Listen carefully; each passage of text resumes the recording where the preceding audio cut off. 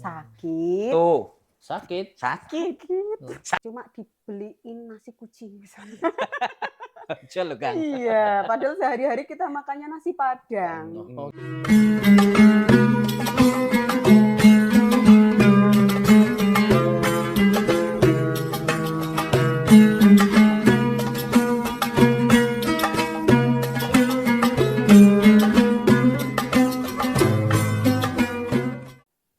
Jin.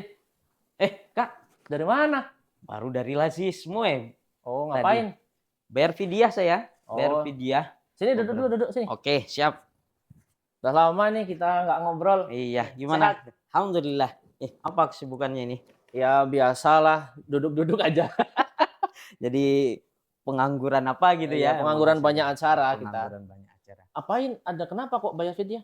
Jadi gini, itu kan beberapa hari itu kan saya sakit. Sakit terus rencananya pengen mengganti sakit itu dengan bayar Oh, bayar fidyah. fidyah. Nah, Kemarin saya juga ini habis perjalanan ya ke ini sih ke Bantul, dan kemudian saya agak berat ini puasanya, terus saya bayar fidyah lah gitu. berarti itu hitungan safar kan? Iya, Jogja Bantul safar. deket. Ya kan itu perjalanan, safar itu perjalanan juga. Lah. Gimana? Apa itu dihitung bisa membayar fidyah atau diganti? Kalau menurut saya sih bisa Yang bisa benar. bayar fidyah. Kalau kejadian saya itu mungkin karena sakit. Emang Nah. sakitnya gimana? Ya pilek sih sama agak demam. Itu mah ringan aja itu, mana bisa bayar fidyah juga. Tapi itu nggak bisa puasa loh. Waalaikumsalam. Rame-rame ini. Monggo, Bahas apa sih? Mbak Mil, Boleh Mbak Mil. ikut ngobrol? Ya, monggo Mbak Mil. Ngobrolin silakan. apa sih? Ini katanya Ajir tuh habis bayar fidyah, padahal dia kayaknya sakitnya cuma sakit biasa aja. Oh, Hajir kemarin sakit. Iya, jadi ceritanya itu saya kan beberapa hari itu hampir 5 hari atau sepekan itu kan sakit. Nah, sakit rencananya pengen mengganti puasa yang sakit itu dengan bayar fidyah. Toh nanti khawatirnya kalau di luar itu sakit lagi. Ini yang parah lagi Mas Abdan. Ada kenapa? Saya fidyah. Fidyah juga? Kan saya habis Kenapa? perjalanan ke Bantul. Masya Allah, kemarin. jalan kaki. Ya enggak sih, naik motor. Kan naik motor, Jan. Tapi kan perjalanan, katanya kalau perjalanan boleh fidyah. Nah, problemnya di situ Mbak Umil. Gimana? Nah, jadi menurut Kang Abdan itu kan saya nggak bayar fidyah, dan menurut saya kejadian Kang Abdan juga tidak bayar Nah, fidyah. ini sebenarnya gimana ini, Mbak Ini Omil ini? kira-kira Oke, seperti Yang ini boleh bayar fidyah itu yang mana? diskusinya bakal panjang ini, nggak apa-apa. Ada waktu ini buat diskusi Insya Allah. panjang.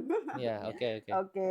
Butuh pencerahan kita. Ya, Jadi betul. memang harus dibedakan ya, harus dipahami meninggalkan puasa yang diperbolehkan membayar fidyah atau boleh meninggalkan puasa dengan tetap mengkodok di hari yang lain di bulan Ramadan gitu ya. Oke. Kita mengaji ayat dulu boleh? Ya. Oke. Ini untuk menjawab persoalan kalian ya, sebenarnya sudah ada di Quran surat Al-Baqarah ayat 184.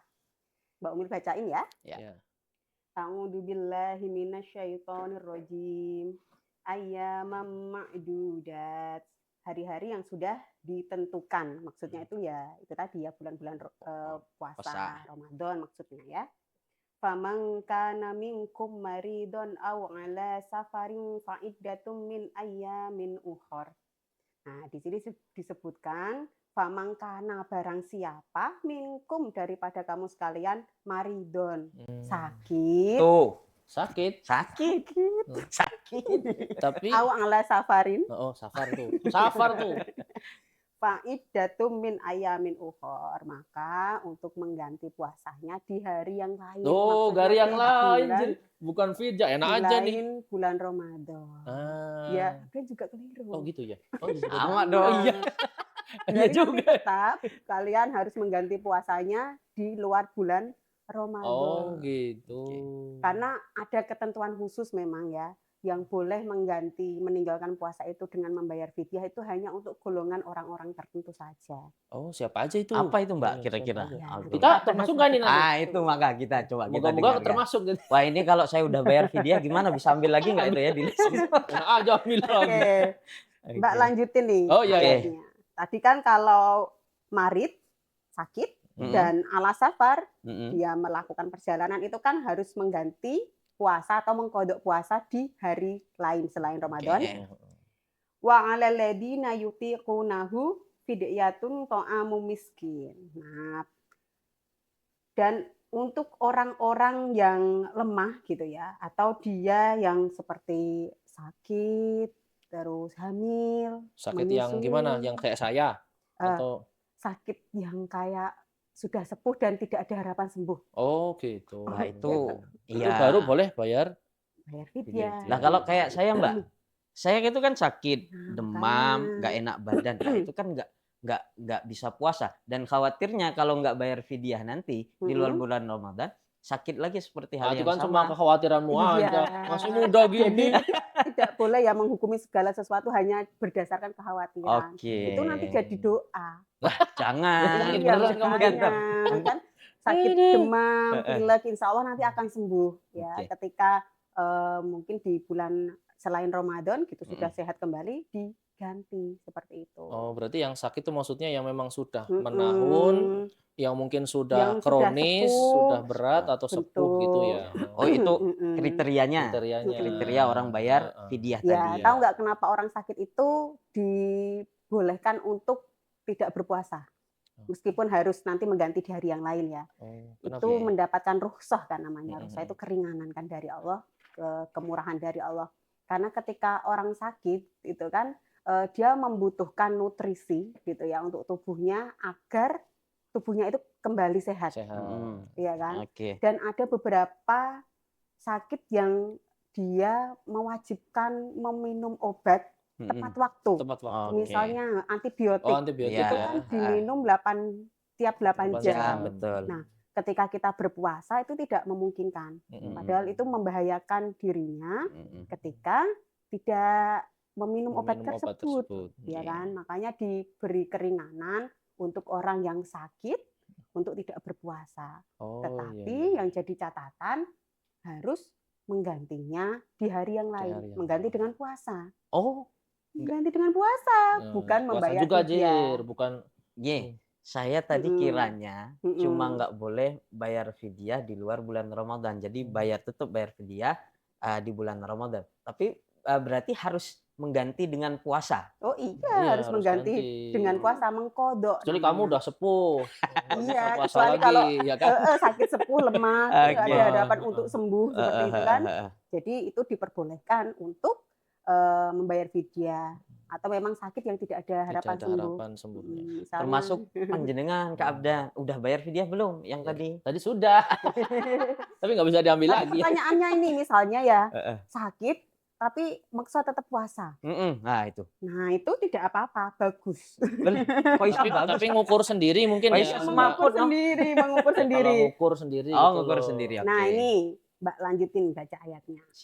Wa ang tasumu khairul lakum in kuntum ta'lamun. Jadi maka barang siapa tetap mengerjakan puasa meskipun tadi ya dalam keadaan mungkin hamil, menyusui atau abdan safar, hajir sakit, tetap puasa dan kuat itu tidak apa-apa dan itu khairul lakum. Lebih baik untukmu. Tetapi harus dikonsultasikan dengan dokter. Biar nggak bahaya gitu ya. Kalau tadi hajir sakitnya pilek ya, itu kan tidak harus meminum obat yang demam. Dia emang kadang lebay gitu, sakit dikit dah kayak. Iya. Kan kriterianya orang sakit. Dan orang sakit kan nggak bisa dibeda-bedakan dalam arti nggak mungkin berpuasa.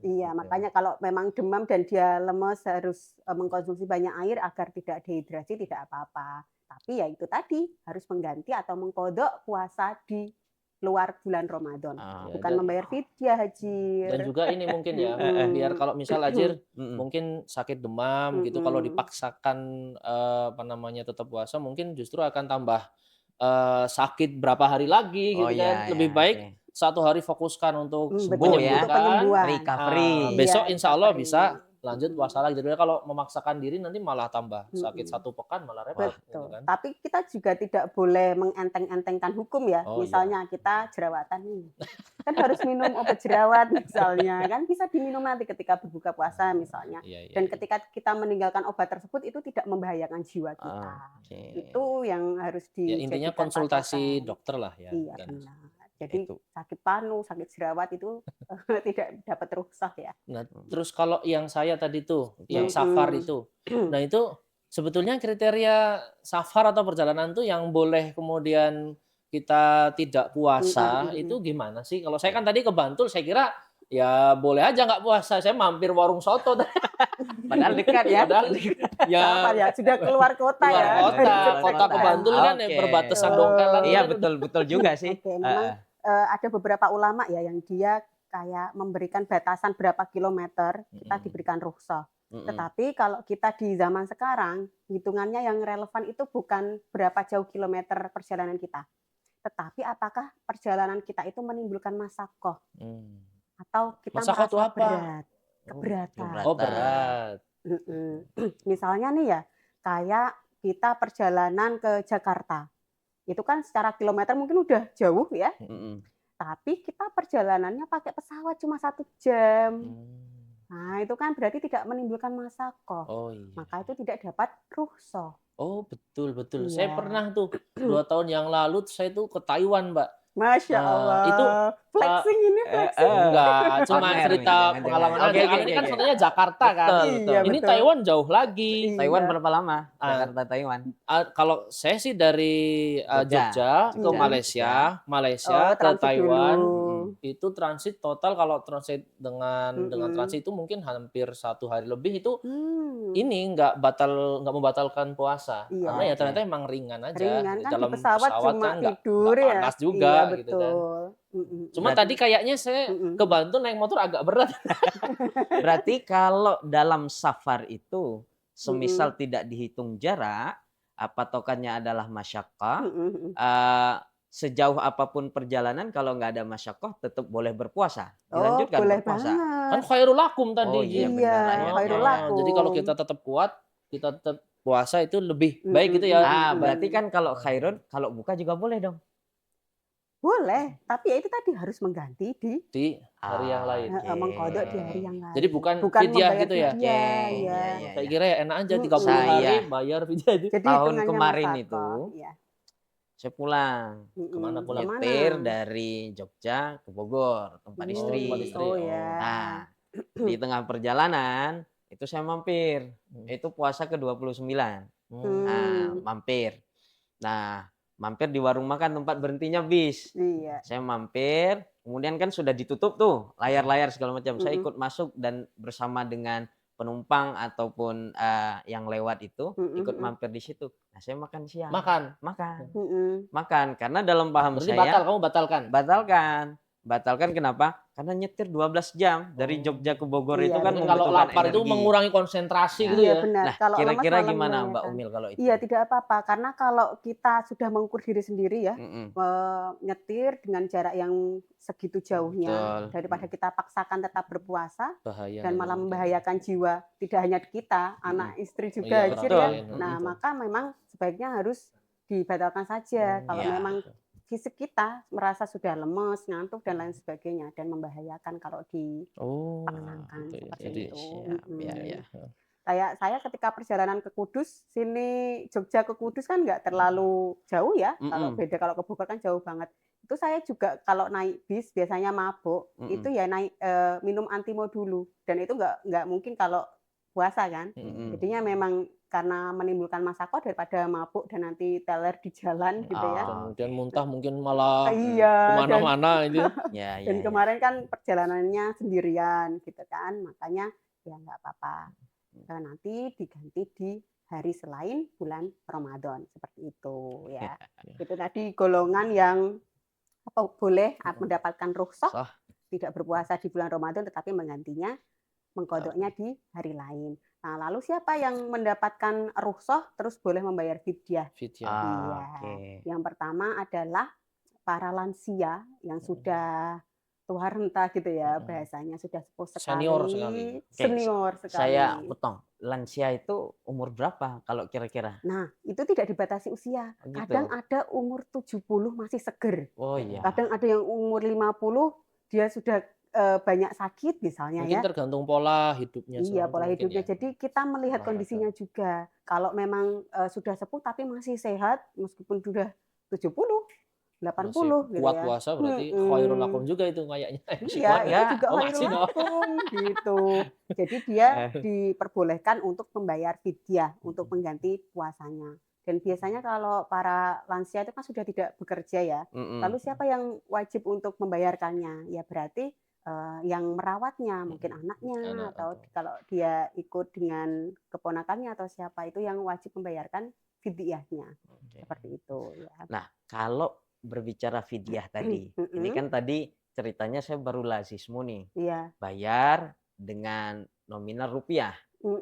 Jadi ada di lazismu itu program bayar fidyah. Iya. Kalau seandainya, misal nih, saya pengen ngasih makan orang miskin 1 hari 1 pas tidak puasa itu kira-kira boleh nggak, Mbak? Maksudnya nggak lewat lazismu Nggak lewat gitu, lazismu, sendiri gitu. langsung Oh, gitu. boleh banget tidak harus lewat lazismu. Tapi memang lebih efektif lewat lazismu karena Gitu. nanti lebih tepat sasaran aja. Bisa Peruntukannya ya. banyak orang gitu kan. Oke, Nah, Jadi dampaknya pertanyaannya lebih kalau kita besar. mau memberikan sendiri makan kepada orang miskin untuk mengganti fidyah, mungkin istrinya ya yang lagi hamil atau Hamil atau menyusui oke, gitu kan ya. membayarkan fidyahnya, itu ukurannya adalah sesuai dengan apa ya, kualitas makanan yang kita makan sehari-hari. Oh, Jadi gitu. jangan sampai kita memberikan makan orang miskin gitu ya. 1 kali memberikan makan kan untuk 1 kali membayar fidyah. Cuma dibeliin nasi kucing misalnya. Jual kan. Iya, padahal sehari-hari kita makannya nasi padang. Oh gitu. 30.000. Pokoknya yang sesuai dengan Minimal Iya. sama lah ya. Minimal sama. Iya, kalau dia bisa dilebihkan ya lebih baik ya. Oke. Yang penting ukurannya 1 kali tidak berpuasa, membayar fidyah, memberikan 1 kali makan untuk orang miskin. Karena kadang bingung, itu 1 kali makan atau 1 hari. Kalau 1 hari makan kan 3 kali. pagi. Nggak mesti orang-orang beda-beda. gitu. Iya, Biasanya makanya. saya tinggal 5 kali nih. Oh, pantesan. Masya Allah. Nah itu makanya ukurannya adalah 1 kali makan saja, bukan 1 hari. Ya karena 1 hari kan tiap orang beda ya. Kayak Abdan 5 kali. Berarti hitungannya berbuka ya? Iya. Nah, hitungannya sekali makan lah ya. Sekali makan, betul. Kalau Iya. tadi katanya apa namanya itu sesuai dengan apa jenis atau makanan yang biasa kita makan, jangan terlalu apa namanya jeglek murah gitu. Kalau kemudian kita jadikan bahan flexing boleh nggak nih? Kayak misalnya, wah ini saya sama Anjir mau sama-sama bayar fidyah. Wah Anjir kayaknya tuh nasi padang, saya tak warung steak aja. Karena kita kan tiap orang mempunyai taraf berbeda-beda ya. Mungkin Hajir memang makannya tiap hari itu mewah-mewah. Oh jelas. Amin. Amin. Sedangkan Abdan misalnya karena di Mu'alimin, mohon maaf tidak menyebutkan nama. Nggak apa-apa, biasa. Memang kita sebagai apa calon kader ulama tuh harus sederhana makannya. Jangan yang mewah-mewah. Cuma saya ketika mau bayar fidyah itu misal kalau boleh ya. Tadi kan kita sudah konfirmasi ternyata ya nggak boleh juga kan. Masih kuat gitu kan. Tapi kalau misalnya istri nanti mungkin ketika hamil, ketika menyusui gitu kan. Ya berarti nggak boleh terlalu flexing juga gitu kan. Bentar. Emang wanita hamil menyusui bayar fidyah? Enggak setahu saya qadha. Oh gitu. Emang gimana? Dia kalau hamil dan menyusui itu termasuk tadi yutikunahu. Jadi dia keadaan yang berat. Dulu saya juga nggak tahu loh ternyata hamil dan menyusui itu berat sebelum saya mengalaminya sendiri. Makanya kalau di dalam Al-Quran kan orang hamil itu disebutkan wahnan ala wahnan, kelemahan di atas kelemahan. Gitu kan, double kuadrat gitu ya. Iya, lemah yang bertambah-tambah gitu ya. Itu sangat berat sekali kalau harus dipaksakan untuk puasa. Ente nggak merasakan sih, enak ngomongnya dia. Berarti istri saya kalau hamil nanti menyusui bayar fidyah dong? Bayar fidyah. Iya kita bayar fidyah kan? Iya, bayar fidyah. Termasuk menyusui fidyah? juga. Menyusui ya? Dan keadaan orang hamil itu juga berbeda-beda. Oh Kadang gitu. ada yang dia dari trimester pertama sampai trimester akhir itu harus bed rest. Terus dia lemes, mual dan lain sebagainya. Itu sangat kasihan sekali kalau dipaksakan harus berpuasa. Jadi diberikan rukhsah. Dan kenapa kok tidak diminta untuk mengganti, mengkodok gitu ya? Itu betul. Tapi kok dikasih keringanan membayar Nah, fidyah. iya itu kenapa itu? Kan itu cuma sementara. Iya. Maksudnya hamil mungkin 9 bulan. Kalau menyusui 2 tahun. Lama juga, Ji. Iya, makanya setelah hamil Lama itu masih juga, ada Ji. kelanjutannya menyusui. Oke. Dulu ketika hamil 2 saya tahun. merasa lemah, saya tuh angan-angan banget ini kapan lahiran gitu ya. Ketika lahiran selesai ternyata tidak lebih ringan. Ternyata sama lebih beratnya. berat. Oh. Iya. Dan menyusui itu ternyata lelah sekali seperti itu kan. Dan itu kalau kemudian hamilnya tiap tahun gimana? Wah, repot tuh. Ya tidak apa-apa kalau memang dia memang dalam keadaan hamil, ya sudah berarti dihitung membayar fidyah. Oh, berarti memang itu alasan kenapa ibu hamil dan menyusui itu fidyah gitu ya, karena memang berat dan lama gitu kan. Lama. Dan jangan sampai mengolok-olok juga ya. Kayak kan kalau dipaksakan puasa masih bisa, kenapa harus tidak berpuasa dan membayar fidyah gitu ya? Karena ya itu bentuk kemurahan Allah. Kayak kita mendapatkan diskon di swalayan misalnya, ada diskon 50%, terus kita merasa kaya, saya nggak mau ngambil diskon itu.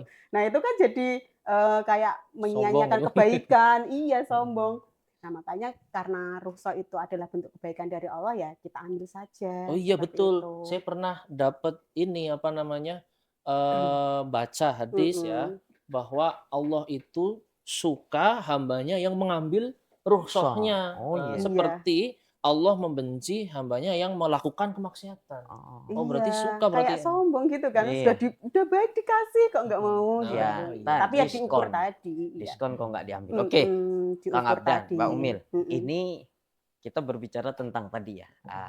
Puasa, kemudian orang yang bayar fidyah, orang yang mengganti. Nah ini saya tanya ini. Kalau anak belum balik, sudah berpuasa, itu pahalanya untuk siapa? Satu. Kemudian kalau dia balik di pertengahan bulan Ramadan, itu kan sudah wajib tuh. Nah, itu pahalanya siapa? Kira-kira itu pertanyaan seperti itu ada tuh. Kira-kira gimana? Anak itu yang belum balik kali ya. Ya kita clearkan dulu. Tadi sudah clear ya. Berarti yang boleh mendapatkan rukhsah dan harus membayar fidyah itu boleh ibu hamil menyusui dan sepuh ya. Terus kalau tetap harus mengganti atau mengkodok di hari lain itu adalah orang yang safar dan orang yang sakit yang tidak menaun, ya kan? Nah, kalau untuk anak kecil ini ada ketentuan khusus. Oh gitu. Iya, anak kecil itu belum mukallaf ya, jadi belum wajib untuk berpuasa dan tidak perlu membayar fidyah, juga tidak perlu mengkodoknya. Nanti ketika balik suruh mengkodok itu tidak perlu. Terus harus dihitung itu tidak perlu. Karena memang anak kecil itu belum mukallaf. Nah, ukuran mukallaf itu apa? Balik dan berakal. Balik itu kalau perempuan ditandai dengan menstruasi. Ya. Terus kalau laki-laki itu dengan mimpi basah. Misalnya ada nih anak kecil perempuan gitu ya, dia masih SD. Sekarang kan banyak sekali ya puberitasnya itu lebih cepat gitu loh. Iya. Itu PR loh buat kita. Karena apa?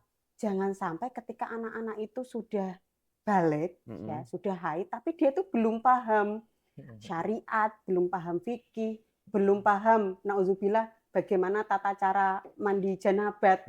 Padahal dia harus bersuci ketika selesai haid.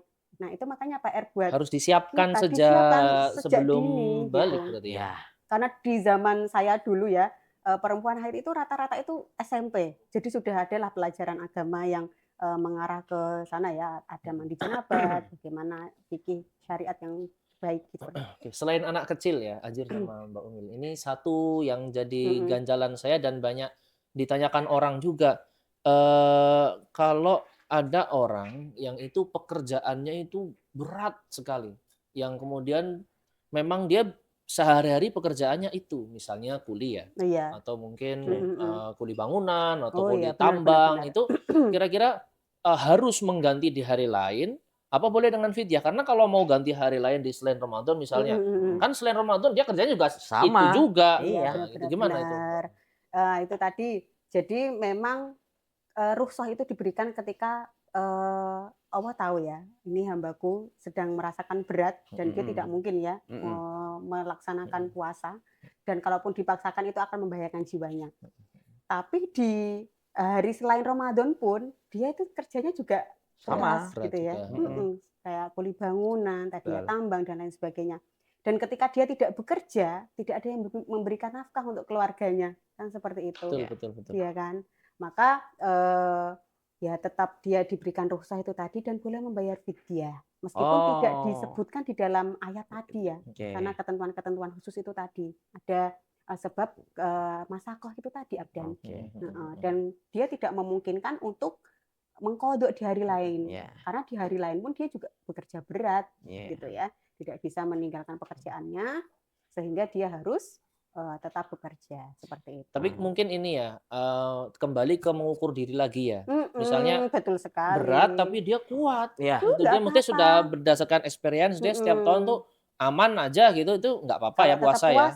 Wa huwa khairul lakum. Contoh itu misalnya baik. seperti driver bis itu antar provinsi. Provinsi. Wah, itu kalau kita mudik itu kan kerjaannya nggak cuma pas mudik. Iya, itu juga pekerjaan berat ya. Safar di bulan Ramadan, kemudian kerjaannya di luar bulan Ramadan juga sama. Iya, betul. Berarti masuk kategori. Iya, itu pekerjaan berat. Dan kalau dia memaksakan malah membahayakan jiwa satu bis ya kan. Betul. Maka tidak apa-apa diberikan rukhsah. Dan tadi ya satu yang Mbak Umil ketinggalan. Tadi anak kecil itu diberikan bukan diberikan ya, memang dia belum mukallaf kan. Karena salah satu syarat wajib puasa itu kan dia balik dan berakal. Betul. Gimana kalau dia sudah balik tapi tidak berakal? Contohnya? Orang gila kan. Orang gila ya, betul ya. Nggak boleh nyebut orang gila. ODGJ. ODGJ, maaf ya. ODGJ. Iya, itu kan dia tidak berakal meskipun dia sudah balik secara fisiologis, secara biologis ya. Tapi dia tidak memiliki akal sehat. Nah, itu juga sama ketentuannya dengan anak kecil. Dia tidak wajib untuk berpuasa dan tidak wajib untuk fidyah. Ya, berarti selama dia ODGJ, dia nggak harus menghitung berapa lama terus nanti yang wajib tiba-tiba di tengah puasa dia tiba-tiba alhamdulillah sehat kembali. Ini sadar bulan gitu. Ramadan. Terus puasa. Ya memang harus wajib puasa kalau memang dia sudah normal gitu normal ya, kembali. Pun dengan anak kecil tadi ya. Kadang kan itu tadi ya, SD sudah haid misalnya ya.